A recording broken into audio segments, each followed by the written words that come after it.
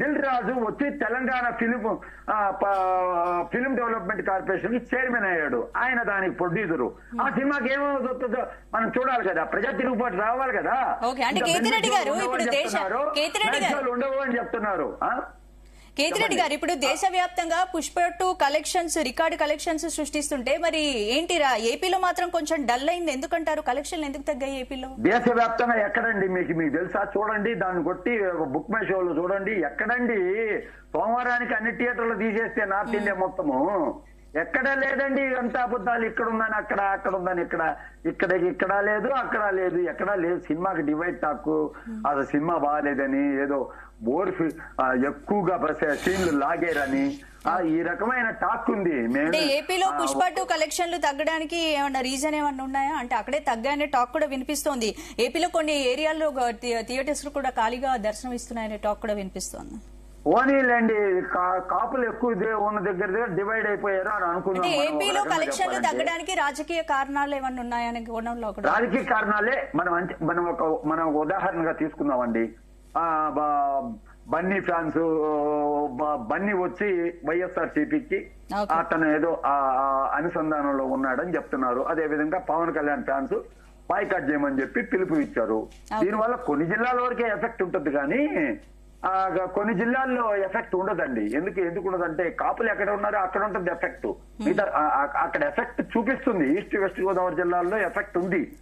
కొన్ని ప్రాంతాల్లో షోలు కూడా పడలేదు. అమలాపురంలో నిన్న షోయే పడలేదు. కాబట్టి ఏంటంటే కొన్ని ప్రాంతాల్లో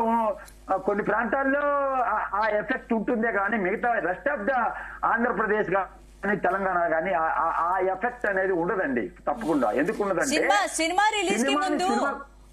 సినిమాగానే చూస్తారు. సినిమా బాగుంటే, సినిమా బాగుందనుకోండి చూస్తారు జనాలు.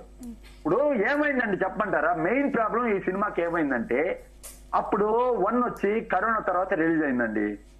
ఆ జనం కరువుతో ఉన్నారనమాట, ఎంటర్టైన్మెంట్ లేక. ఆ మూమెంట్ లో రిలీజ్ అయింది కాబట్టి అది కొట్టేసింది. సూపర్ హిట్ అయిపోయింది. ఆ తర్వాత వచ్చి అదే మూస చిత్రాలు ఏ మూసలో ఉంటాయి అనమాట. కేజీఎఫ్ చాప్టర్ 1, కేజీఎఫ్ చాప్టర్ 2, అదేవిధంగా కాంతారా, అదే విధంగా అన్ని సినిమాలు మొన్న వచ్చిన దేవర అన్ని కూడా ఇదే విధమైన వైలెన్స్, ఇదే విధమైన సన్నివేశాలు. సైకలాజికల్ గా ఎలా అయిపోయారంటే వైలెన్స్ ఉంటేనే మాకు బెనిఫిట్ అనే విధంగా ప్రజలు మారిపోయారు. అంటే నేను అందుకే అంటున్నా, ఇప్పుడు సొసైటీ మార్పు రావాలంటే సొసైటీలో వాళ్ళు రిస్ట్రైన్ చేసుకోకపోతే ఇండియాలో 80% సైకలాజికల్ డిజార్డర్ ఆస్పెక్ట్స్ ఉన్నాయి ప్రతి ఒక్కరికి కూడా. ఎందుకు ఇలా అవుతున్నాయంటే సినిమాల ప్రభావం కావచ్చు, సొసైటీ ప్రభావం కావచ్చు, డొమెస్టిక్ లైఫ్ ప్రభావం కావచ్చు, ఇవన్నీ పడి అసలు కామన్ మ్యాన్ లైఫ్ చిత్రాకుతరం అయిపోతుంది. దాన్ని ఎప్పుడు మారుతుంది? సినిమా కంటెంట్ ఎందుకంటే ప్రజలు చూస్తున్నారు, కంటెంట్ ఇస్తున్నారు. సోషల్ మీడియాలో అదే ఒకరు జనాలు ఎలా ఉన్నారంటే తిట్టుకోవడము, బూతులు చేసుకోవడము, ఇలాంటి వాటి భయంకరమైన ఇంట్రెస్ట్. ఎందుకు వస్తున్నారు?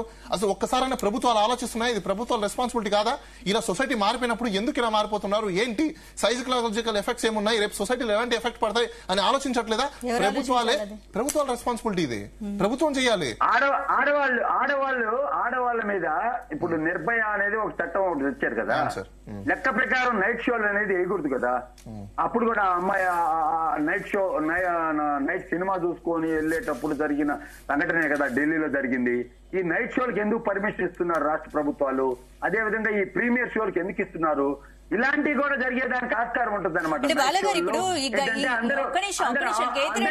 మందు ఆఫ్టర్ 1 o'clock వేసే షోకి ఏంటంటే మందు అది ఇది తీసుకొని వస్తారు కాబట్టి ఇలాంటివి కూడా జరిగేదానికి ఉంటాయి. కాబట్టి ప్రభుత్వాలు ప్రజల పట్ల చిత్తశుద్ధి ఉండాలి. ట్యాక్సుల రూపంలో సంపాదించే డబ్బులు ఏముంటాయి?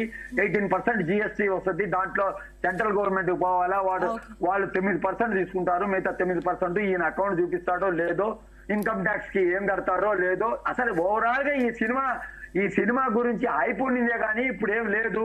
వాళ్ళు పాపం నిర్మాతలు ఇప్పుడు ఇంకో విషయం ఏంటంటే, మూవీ రిలీజ్ కి ముందు ఏకంగా పుష్ప2ను అడ్డుకుంటామని మెగా ఫ్యాన్స్ ప్రకటించారు. తీరా నాగబాబు ప్రకటనతో సాఫీగా మూవీ రిలీజ్ అయింది. కానీ కలెక్షన్లు తగ్గడానికి గల కారణం ఏంటంటారు? అసలు సినిమాలో దమ్ము ఉంటే కలెక్షన్ ఎందుకు తగ్గుతాయండి? సినిమాలో దమ్ము లేదండి. సినిమాలో దమ్ము లేదు కాబట్టి కలెక్షన్లు లేవు. కానీ సినిమాలో దమ్ము ఉంటే ఎందుకండి కలెక్షన్లు ఉండవు? అది ఒక సెక్షన్ ఆఫ్ పీపుల్ బాయ్కాట్ చేసినంత మాత్రాన ఇప్పుడు పద్మావతి అనే సినిమా వచ్చింది. వాళ్ళు చాలా రోజులు పోరాటం చేశారనమాట. వాళ్ళు జైపూర్ లో జైపూర్ లో అక్కడంతా. తర్వాత సినిమా రిలీజ్ అయింది. రిలీజ్ అయిన తర్వాత బ్రహ్మాండంగా ఆడింది కదా పద్మావతి అనే సినిమా. గుర్తుందా మీకు? పద్మావతి అనే సినిమా మీద అక్కడున్న రాజ్పుట్లు పెద్ద గొడవ చేశారనమాట. కాబట్టి ఏంటంటే సినిమాలో దమ్ము ఉంటే సినిమా ఆడుతుందండి, ఆ సినిమాలో దమ్ము లేదండి, దమ్ము లేదు సినిమా అని చెప్పి నిర్ణయించబడింది. ఇవన్నీ ఏంటంటే ఒక 10% ఆఫ్ ద పీపుల్ ని ఇంపాక్ట్ చేస్తాయి. ఏది ఈ బాయ్కాటింగ్ ఇవన్నీ ఏంటంటే ఏ సినిమాని బాయ్కాట్ చేయడం. ఈ మధ్య కాలంలో అట్లాగే జరుగుతుంది. ప్రతి సినిమాని డిఫరెంట్ గా చెప్పడము, అదొక పెయిడ్ బ్యాచ్ లాగా సినిమా గురించి రివ్యూలు థియేటర్ల ముందు డిఫరెంట్ గా చెప్పడము, అదొక స్కూల్ గా నడుస్తుంది. లో ప్రొఫైల్ లో రిలీజ్ అయిన సినిమాలు సక్సెస్ఫుల్ అవుతున్నాయి. ఇప్పుడు అమరన్ అనే సినిమా అయితేమి, అదే విధంగా ఇది లక్కీ భాస్కర్ అయితేమి, ఇవన్నీ కూడా వికీపీడియాలో గానీ అదే విధంగా ఐఎంపీడీలో గానీ టాప్ రేంజ్ లో ఉన్నాయి. 9.5 రేంజ్ లో ఉన్నాయి. కాబట్టి దాన్ని బట్టి అర్థం చేసుకోండి సినిమా ఎలాంటి సినిమాని ప్రజలు కోరుకుంటున్నారని. వైలెన్స్ ఉంటే మొదటి రోజు ఉంటుంది, రెండో రోజు నుంచి కలెక్షన్. చెప్పండి. రైట్ మహేష్ గారు మీరు చెప్పండి. కేతిరెడ్డి గారు మళ్ళీ మాట్లాడతాను. మహేష్ గారు మీరు మాట్లాడండి. ఏంటి అసలు ఇప్పుడు రేవతి కుటుంబానికి న్యాయం జరగాలంటే అల్లు అర్జున్ పుష్ప టీం ఏం చేస్తే బాగుంటుంది అనుకుంటున్నారు? ఇప్పుడు రేవతి కుటుంబానికి న్యాయం జరగాలంటే రేవతి కుటుంబం అడగలేదు, అటు ఆయన ఇంటిస్తామని చెప్పేసి అనలేదు. మధ్యవర్తిగా ప్రజా సంఘాలు, లాయర్లు, అడ్వకేట్స్ అంటే అందరూ ఒక స్పందనగా ఏం చెప్పారంటే ఒక 10 కోట్ల రూపాయలని రేవతి కుటుంబానికి ఇవ్వాలని చెప్పేసి చెప్పి మాట్లాడుతున్న పరిస్థితి ఉంది.